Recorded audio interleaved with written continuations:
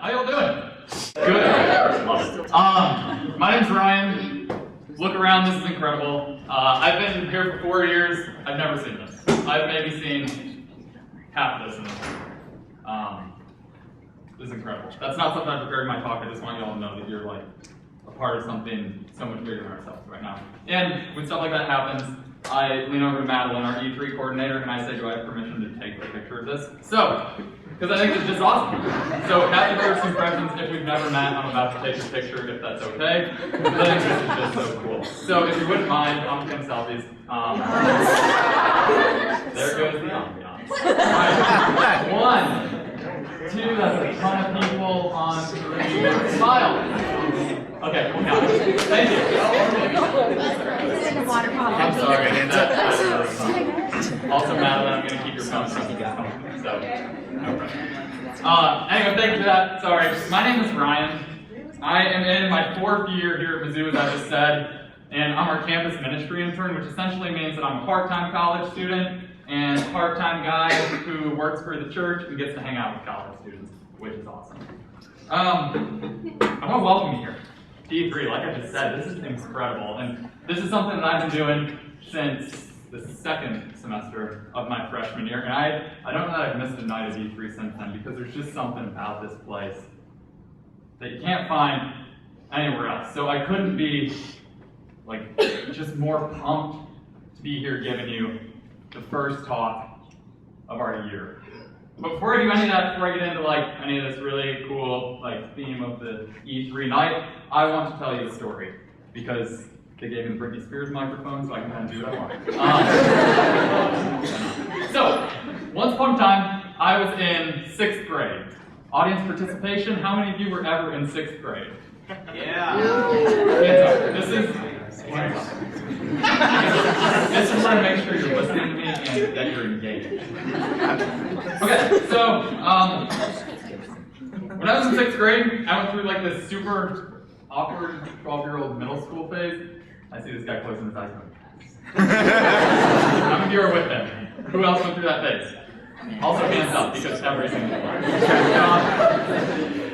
Okay, so to make things worse, when I was in 6th grade, and basically now, I was never like a part of any of the really cool things. I wasn't a star basketball player. I got cut from the basketball team in 6th grade. I wasn't like the guy who got to leave class early and go like speak on the intercom and give announcements at 2:25. When I was in 6th grade, I was in band. Woo! In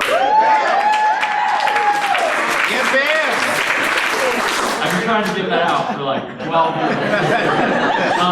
So this is the part where I need you to be really brutally honest with me. How many of you were in band in middle school? Yeah.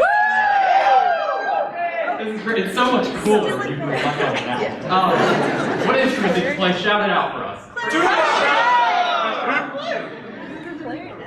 Great. I heard, trumpet, trombone, whatever. I heard one guy say percussion. Maybe he understands. I didn't play any of those really cool instruments when I was in 6th grade. You might know, or you might not know, I'm a drummer now. I play on this little cool box thing called a cajon. Every now and then I play behind a drum set. I didn't do any of that in 6th grade. I played glockenspiel. All jokes. Which was like 100% as weird and as dorky as it sounds. If you don't know what a glockenspiel is, like consider yourself lucky. It's like a xylophone, if you know what. It's this big wooden instrument. You like hit it with mallets. Except the glockenspiel is about this big, and it's made of metal, all metal. But you play it with these wooden mallets that are like this big. So it's like impossible to play well. Like the whole thing sounds like this clingy, metallic, terrible assortment of jumbled up, wrong notes, mind you played by a bunch of 12-year-olds. Glockenspiel. So, after months of learning how to jam on this instrument, big night came around. My first ever concert. It was in the beginning of December, and I was pumped because how can you not be? Like, glockenspiel extraordinaire. So I remember the night rolled around, and I was like freaking out. I'm like, oh, I just have to get everything ready. This is my big moment. And my parents, like, they're so pumped up to see their son play at this ridiculous, like, 6th grade concert. You know what I'm talking about? And I remember as I'm getting ready for that night, my dad was helping me. I'm just like running around, and my dad's running around because he's a percussionist. He played things that were much cooler. And he's like, son, you got your mallets? And I'm like, got my mallets, Dad. He's like, take your music. I'm like, got my music, Dad. And then I was, got your glockenspiel? Like, no, I forgot my glockenspiel. Yes, I have my glockenspiel. And the last thing he says, we're running out the door, and he goes, can you wear that? And I was like, yes. Because the instructions have been very simple. You've been through this. Dress code, parents, white shirt, black pants. And I assured my dad, like, you know, this is a white shirt, these are black pants. I'd thrown on this polo shirt that I wore all the time. Short sleeve, nice thing, had a collar, pair of black pants. Dad, I can wear this. We're out the door, on our way. As soon as I got to the band room that night for warm-up, I felt like I was on an island. Because I walked into the room. Please, like, don't feel bad for me. I hope you laugh at this. I walked into the room. Every single man in that room wearing a nice, long-sleeve, flowing, collared shirt. And I was like, derby polo. Remember my mallets. And, like, you think you wouldn't stand out, but, like, you stand out. You're in 6th grade, like, any tiny thing. People are like, oh my God, look at that kid over there. That was me. Everywhere I look, long sleeve, flowing, white shirt. And I'm like, hey guys, like pulling. And to make things worse, some of the kids like took the dress code to the extreme. This kid, Ethan Truman, God love Ethan Truman, he played the glockenspiel. Brother, but he was wearing what I kid you not, long sleeve, like creased, ironed, still steaming, white collared shirt with a tie. And to this day, the shiniest black shoes that I've ever seen. And I'm standing here in like polo shirt with like a pair of tennis shoes that are black, that if you're my parents in the bleachers like 500 feet away, it's like, our son fits the dress code. And this kid just looked like something out of a magazine. So, the entire concert, my mind was all over the place, right? And I probably ruined Merrily We Roll Along, our opening hit, more than the average 6th grade glockenspiel player singing along. Because, you know, I'm here and I knew that I was surrounded by people who were far more dressed for that occasion than I was. So I stroll through the concert, the night ends, and my parents, God love my parents, they come like running down to me. And they're just like, son, embrace us. You're so brilliant. Like, they're so proud of me. I was like taking pictures and I was like, oh my gosh, get off me. Like, they didn't say a word about what I was wearing. They didn't say a word about how terribly I played because of it. They knew, right? They knew. But they just loved me right through it. That night, I had never been more brilliant in their eyes.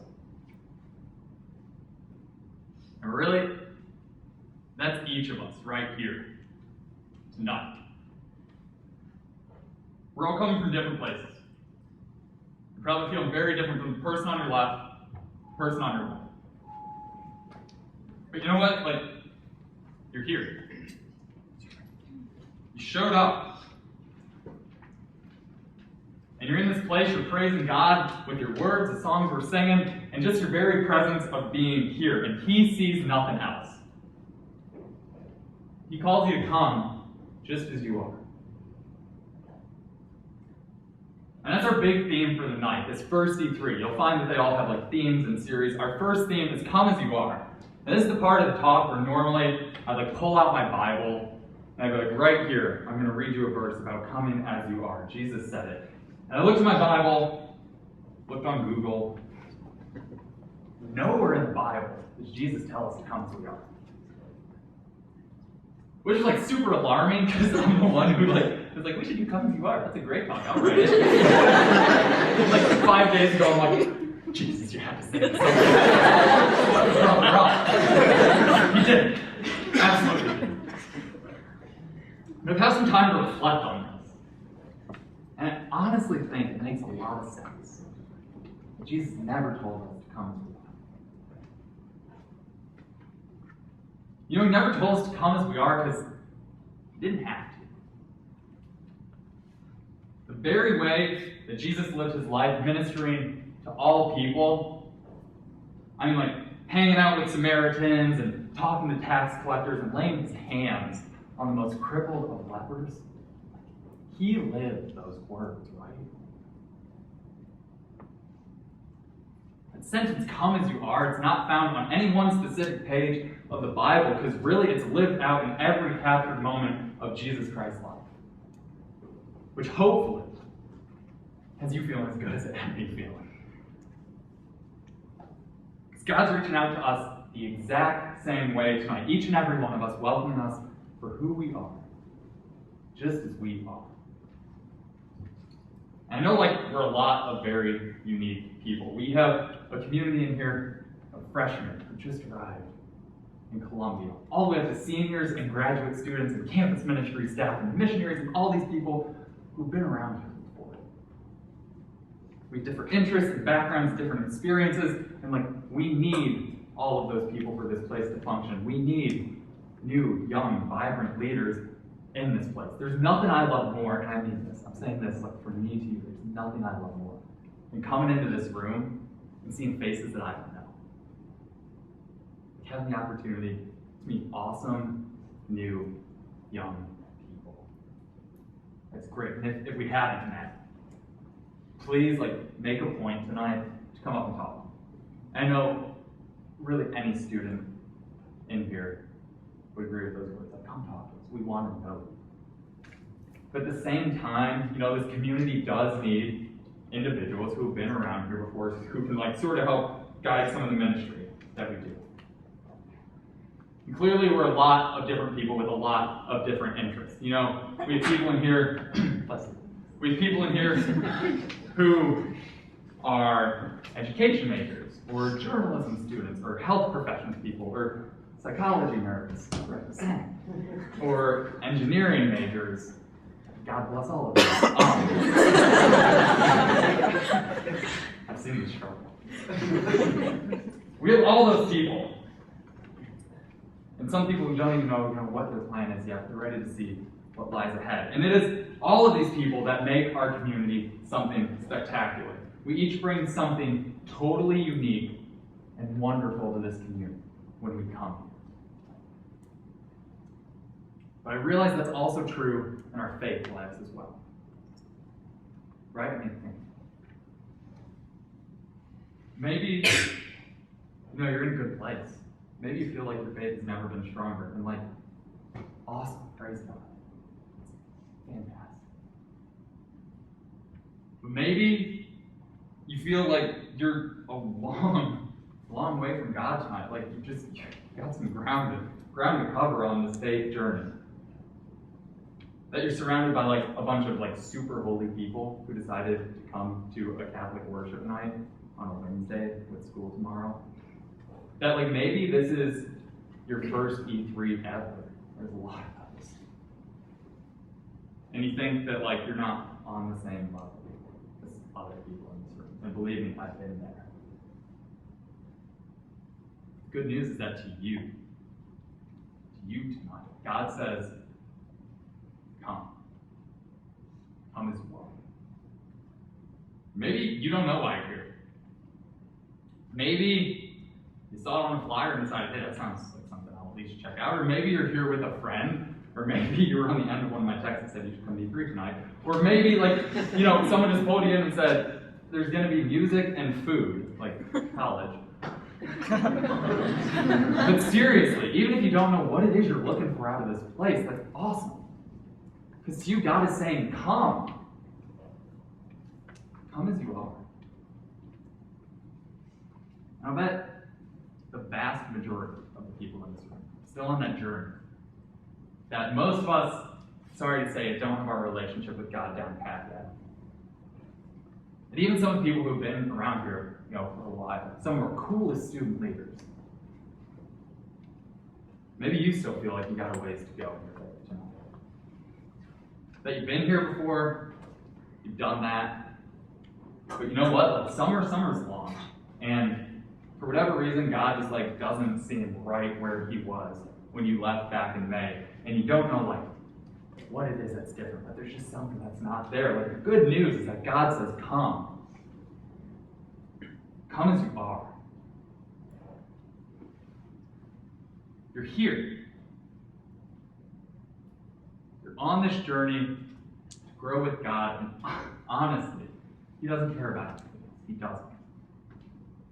It's the best news. You are exactly as he needs you to be right now. He's loving you just the way you are. He's loving you just the way you are. And that is why we're here tonight. To be loved. I want you to look around. Not like, look around. Actually, look at it. Person next to you, look across the room. I mean, we're in a pretty awesome place here tonight. We're here with some pretty incredible people. God's love tonight is right here in this room. How cool is that? Tonight your job couldn't be any more simple. You just got to show up. Look at God's love out here on this campus, in this city. Look at His love in people around you, right here in this room. And let Him love you. Let Him love you just the way you are. Because that night that I told you about back in 6th grade, when I showed up, I felt like I was totally out of place. I was a complete mess that night. But I told you, my parents, Mike and Chris, they thought that their son had never been more brilliant with glockenspiel and polo and all. And your father, God, feels the exact same way about you, his child, right here tonight. He doesn't care how prepared you might feel. He knows. He also knows. But he's loving you right through. You've never been more brilliant in his eyes. Amen? Amen. Amen.